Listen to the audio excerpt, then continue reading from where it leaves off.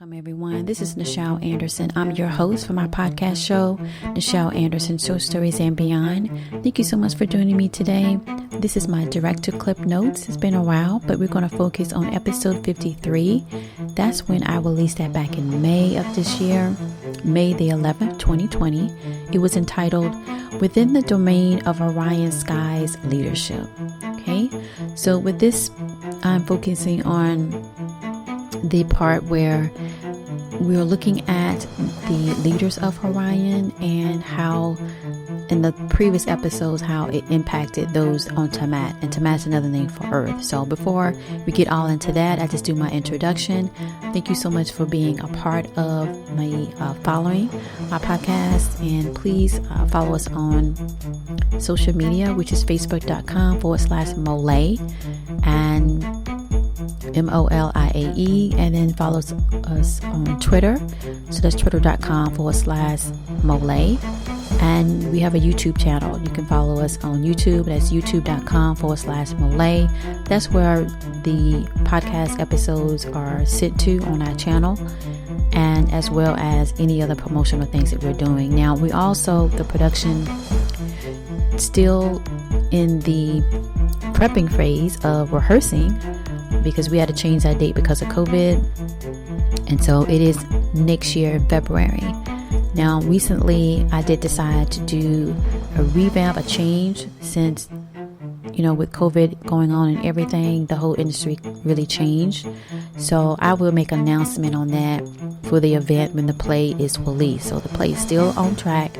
We're still going forward. It's just we have to readjust things because of what's going on with the pandemic and all of that. But we're going to move forward.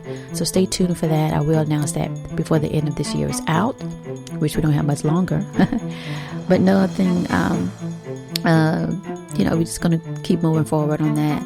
And the other thing is I'm about to release an expansion of MOLIAE. I'm getting into the skincare line, where it's about the healing effect of our skin, even our mood, with essential oils. So that particular date is on Thanksgiving Day, November the 26th. Please sign up. You can go to the particular website is MOLIAEbeauty.com. I will have the link to that in the description. Sign up and you can get up to like 30 or 35% off the product line that I'm releasing. And it has the elements and the theme and the overall message is from ancient Egypt, from ancient times. So it's my formula blend. The main one that I'm releasing, the product is called Ankara 360. It's a body oil. I have the plan of going more in depth in that, and in the sense of releasing a video or audio podcast about how you can use the body oil, just to kind of go over some things. Some of you might already know what you could do with it, but pretty much you can use it all over your body. It has a healing effect. It's my blend in that sense that it has a wonderful aroma. It doesn't stay on the skin, but I don't want to get too much into that. It's a really good product. So sign up and be prepared for that when it releases officially this month, November the 26th, 2020. All right. So the other thing I wanted to focus on right quick is, if you purchase my book, please leave a review on Amazon.com. And my book, of course, is Mitzrayim, a memoir of past life in ancient Egypt. Now, it's a theatrical production if you're just joining me into my world of MOLIAE. And that's them for calling the production the stage play, Moments of Love in Ancient Egypt. So that was the play. Now, I have to be honest, I need to keep, or at least reminding myself to say that when I wrote the book, Mitzrayim, a memoir of a past life in ancient Egypt, it always came through as, for me, as a movie. When I came to Atlanta, there were certain people, even some people where I moved from, was saying to focus on stage and stage. And I just kept saying, I don't think I should go that route. Anyhow, I went ahead and hear what they were saying, and I went ahead and did that. But it wasn't really in my heart intention. The first seed was when I wrote the book and I saw these images or what have you, was this needs to be a movie. So once I'm finished with this play, that's the goal. I'm going back to what I initially planned, I initially wanted to manifest, is to make Mitzrayim MOLIAE a full feature movie. And that's my dream. That's one of my dreams I want to do. And so I'm going to wrap up the whole play thing, saga path of listening to other people saying, yeah, we could do this and that. And maybe it could for other people. Just for me, when I look back, I should have just kept with it, but it's a life journey. It gives me the experience of the director on set, because I did film. I did a feature film on W.B. Du Bois and Booker T. Washington.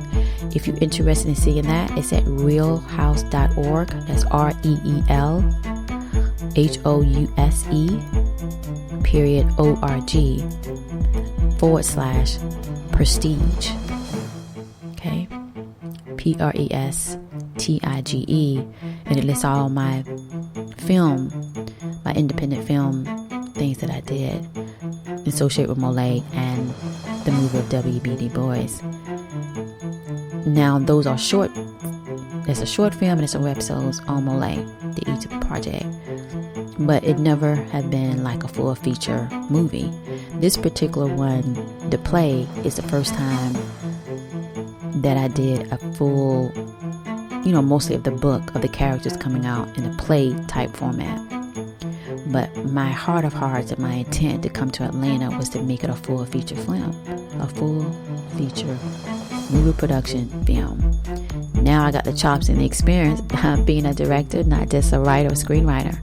And that's the goal, and that's the plan going forward. So definitely that comes into play of going to MOLIAE.com, signing up to be a part of the newsletter or having part of the family. And that's what's on the home page when you go to MOLIAE.com. Welcome home, family. And that way you can be part of the journey starting, forward of looking towards, that's the objective. That's what we want to get done. That's what I want to get done. That's what that's my dream. So you've been following me and you're like, how am I going to support her? Sign up and be a part of the family. Let me know that you exist.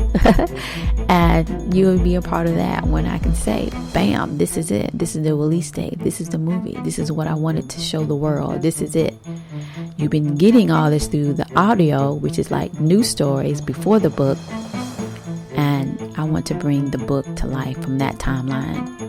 So hopefully you'll be a part of that journey. So without further ado, talking about that, let's get into this podcast, talking about episode 53. And I really love this episode. All right. Within the domain of Orion Sky's leadership. So I'm bringing you all up in it. All right. Before that, it was episode 52 in the divine power of a Nubian king. All right. But nonetheless, let's look at episode 53. My directed clip notes that I'm looking here. It starts off where I'm talking about in the dark skies of Orion, the platoon level, firmly secured of dome of Hani, the high rank of those of Akuno. Now, Akuno is where, and like I said, in my directed clip notes, if you're just joining me, I go over the episodes and I give my notes as a director and as well as a writer and as the creator of MOLIAE, which stems from my book, Mitzrayim, a memoir of a past life in ancient Egypt. So here we have Hani, the high rank of those of Akuno, and he debarked from this dome, which basically he made it out, because when King Milan found out from Ezra, and Ezra is a character that's going to be in the play that you're going to see soon when I release the stage play. And Ezra is part of the mystery school of Thoth. You can think of similar to the school of Imhotep, right? But nonetheless, and he's helping King Milan to realize, what's going on in the skies and who's entering Tamat. Because back then, it was the kings, and then you have everything underneath that, and then above the kings, what you'd call the gods or the higher anarchy of people over the plane of Tamat. So nonetheless, you have Hani. He's in the skies of Orion, and he's those of the leadership of Akuno, which is basically a name of a council, but they have power of influence and leadership. And so he debarked and walked out before the many guards. So that's him returning back from finding Echo.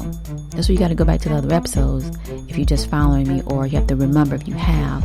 And he's returning back with the guards, it has Echo, because he went to save Echo. Echo was like a friend to him. And with that done and said, then you have Nantu. Nantu was underneath Echo. So you have Hani as the high rank. He's like the general, director of the general.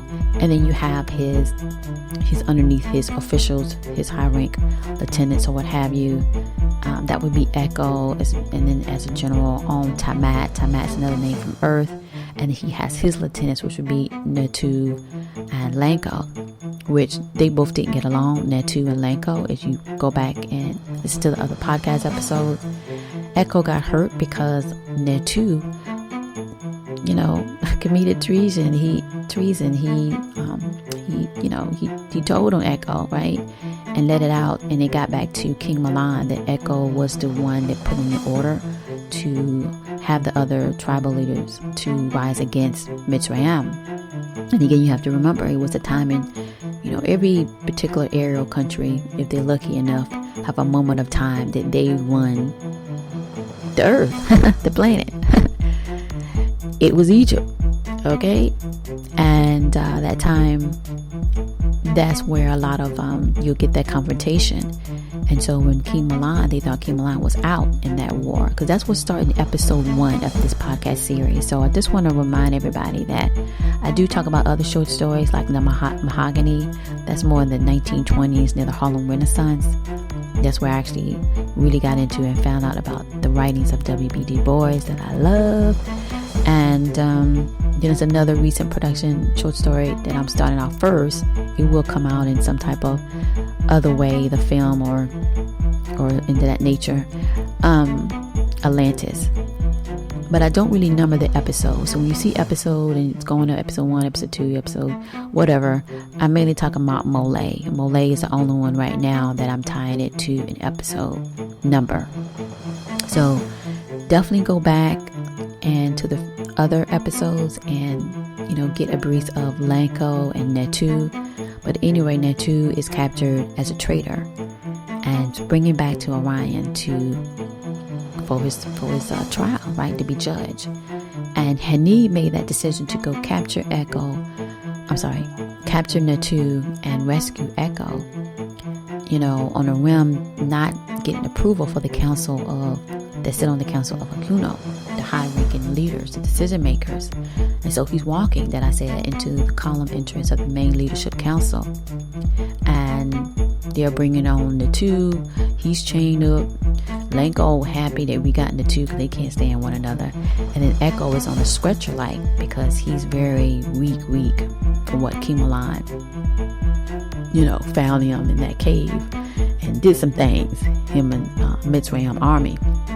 So there we have it, right? And so Hanu is approached by one of the council's, like, let's say they are advisors, and he comes up to Hani and he says, "It is a great day, Hani. Your success of bringing back Echo," because Echo has a lot of people that really admire him there, but he's not well, right? And then Hani said, "Yes, indeed." But this advisor of the council, it's coming off his name, Rahi. He said, even though Echo is not well, time left on Tamat by his fall of betrayal of Natu, all right? Because Natu is from the Orions, right? Natu comes in episode 1. So when I wrote episode 1 is when I decided to do this podcast. King Milan wasn't there. It was Queen Hagar. And it seems, even when I was writing it, if you go listen to it, episode 1, Queen Hagar set the stage of, I'm the sole ruler, which has power. That means she's the sole ruler of the whole planet, right? And she's making the decisions. And it was something to the part that come about that they want to know where Mitzrayim stands. Will they give heed to some territory, or will we continue to fight? And it was Natu that was a representative of those other tribal leaders that Queen Hagar said, "Not today. I'm going to tell you when my decision is, or which way we're going to stand, or we're going to go back and fight again," right? Because sometimes when you show your force, you win some ground or whatever, you have those that are resistance to that, and they won't stop. And you got to still kind of work those little crumbs or what have you to the point that is off the table. And that's where you come in this episode 1. She coming with full strength, power, and she's basically running the show. We don't know what's going on with King Milan, so he kind of questioned her, Natu. Well, that's the same Natu we're talking about now. Fast forward from episode 1 to now to episode 53, and Natu has betrayed Echo because he really wanted to be Echo, right? His authoritativeness, his leader. And so he made some side agreements on the side with other tribal leaders. But nonetheless, if you read episode 1 and fast forward, you can pretty much get an idea of where we at. So Hanib is real close to Echo, and he wanted to save him, and he know that his days are limited, and he wanted to bring him back for his wife to be able to have those moments. And that's why Hanib said, after the advisor mentioned to him about everything was going on, and Hanib said to him, you know, I need you to notify his wife, Echo wife, and proceed with the rule of Nafuo, which basically is being prepared for the next phase of Echo, right? And for his wife to know. And where he nodded, all right, and then he said something else. He said, is there something else? That's what Hanib noticed. Then when he wanted to say, and that's when Hanib said, is there something else? And when he said, yes, there is. And he said, it's the superiors. It's something about what's going on, and it's tying to, I know, Echo and Natu. But when he said, well, you know, the others of the council always aiming to a place you lead of power. And then that's when Hanib said, yes, exactly. And that's when Hanib said, when he listened to that, he said, speak for what you know. And that's when he said, there has been movement in the western region of Orion by Hashan, high officials of the word of Natu, was captured aboard your dome back to Orion. And then Hanib, he stood back and was in thought, and he slowly nodded, and he said, so soon we will see those that were hidden supporting Natu. Because another thing with Natu, he got a lot of resources. There's a name, Oten, O-T-E-N, that comes up in the premiere episode of episode 50. It would be 50. It was September the 14th. It would be episode 55, and that's where King Milan says we need to capture Oten. And Oten is what we call Sudan African tribal leader, and he helped Natu get a general that was part of King Milan that got hurt and was missing in that battle. That we don't know in episode 1 that it was a battle overall yet until you get to episode 2 and 3. That's when you know that happened, because you know that King Milan is well, but he's hidden. Nonetheless, I know I went deep there, but that's why you got to follow and go back to the episodes. But nonetheless, so that word Orion by Ashan, high officials, Inky says that in the last episodes of 2020 for season 3. So you definitely need to check that out, right? Because he's talking to his advisor to go back to Orion and do this, and he said Ashan. But nonetheless, we get deep into the reads to find out who was helping Natu. It wasn't just Oten, because he had a lot of resources, and he was building up a kingdom on the east side of what we call Africa today. In my stories, I call Africa the Sudan, right? But nonetheless, overall in this particular episode, it kind of connect the dots on what happened after Hanib entered the domain of Tamat and rescued Echo. And in this particular episode, we see in episode 53 here that there are a lot of layers of players and power, and who are authorized to do what. Inky comes off as a mastermind of executing those that we might not know about yet in my stories, right? But you're going to find out in the future. And Hanib, being from the Orion skies, right? Realizing that this goes deep because somebody had to be financing him, basically, if you want to talk in modern terms, terminology.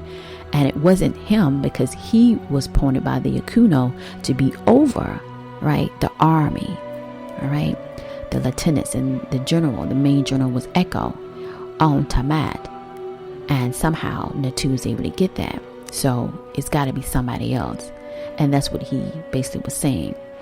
So we're going to move forward from this episode. My next directed clip notes is going to be talking about episode 54 and go from there. All right. So I'm going to go ahead and wrap this up. I hope you enjoyed my directed clip notes. Hope you got some informative to try to put the pieces together. I am working on finding a platform where everything, not just on where you can go to iHeart, which, by the way, either iHeartRadio or Spotify is the best place to listen to my podcast because they're in order. I just have been not too happy with Spreaker, because if you have to log in to like the podcast. Some people just don't do it, and I know people like it because I see the downloads when I do see it. All right, and here on this platform. So if you want to be able to kind of go back, really go to iHeartRadio.com or Spotify, or you with, I think Castbox is another good place too, that I happen to I always kind of go out there and look and see in the eyes, if I was someone as the customer, or if I was someone as the listener, in this case with someone podcast, what's my experience? And then I noticed with Speaker, it's just a lot of people's not going to do all that because people are busy. I should know, because I am a busy person. They want to get to the episode, what you're saying, and they want to be able to understand where they need to go, and need to be easy and quick enough that it's not they got to figure out things, So iHeartRadio or Spotify is the two that I often mention, and it does get released on YouTube. But I also notice with YouTube, and maybe I just need to go back in and try to wrangle with it some more. Sometimes I don't like how it's organized, or I know you can do that, but the organization too that I'm using, that they have, is just, I don't know, I like it better on, like I said, those two that I mentioned, Spotify or iHeartRadio. And I'm going to put out there Castbox, they're good, and it lists all my podcasts in order. And that's important because it could be 4 or 5 months and I'm releasing the episodes and I'm referring back, so you can be able to understand what I'm saying today, all right, or that day. So definitely look into that. I will make an announcement about what my future would be, if I'm still going to be releasing it on this platform or a different one. I'm also going to be talking more about Patreon, where when I do list clip snippets to get the full short story, I say go to Patreon. I'm going to be announcing my future strategy on that as well. But nonetheless, do go to MOLIAE.com, sign up to be a part of our newsletter, a part of our family. And it's a way that you can get a list of the characters that will be updated also in the future, because it's more characters. It's like a universe of a universe of a universe. So you want to be able to have, okay, she's talking about this, talking about that, how's that related? That saga continues. So definitely look into that. And again, MyMOLIAEBeauty.com. Sign up so when I go live to sell the product line, the skincare for women and men, you can be a part of that, get you a good discount off, and purchase Ankara 360. 360 is life. 360 is the circle of life. Ankara, the highest rank that we can say in the history of Egypt. Kemet, all right? And I got the body oil. I got the formula blend. It is going to heal and motivate, and it's encouraging too. When you smell it, it smells so good. Oh my God.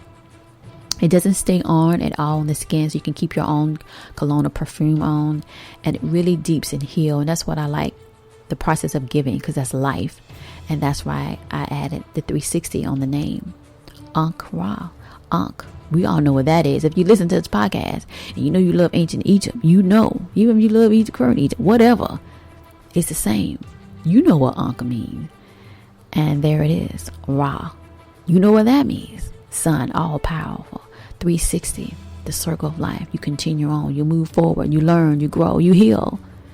And you got Ankh on there too. That's life. Support the brand, support MOLIAE, and support my dream.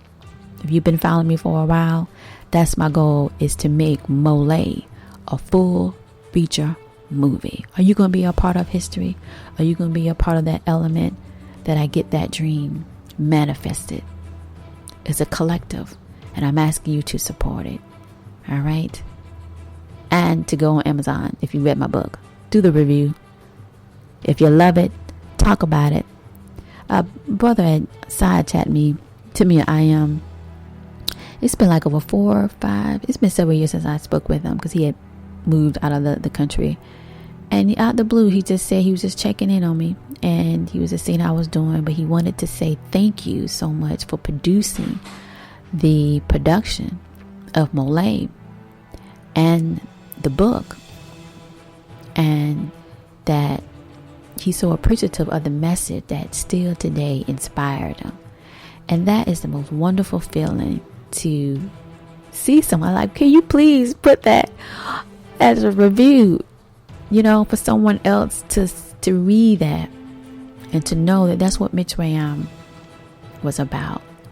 If anybody have a discrepancy or feel about the history I'm talking about, that's a whole nother topic of battling. But we both know the true history.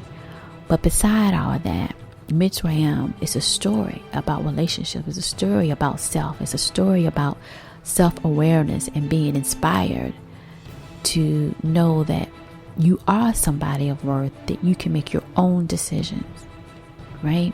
No matter what rank you are a living and breathing entity, and you have the power of choice to define your destiny. You just have to have the courage. That's what Mitzrayim, a memoir of a past life in ancient Egypt, means. Period.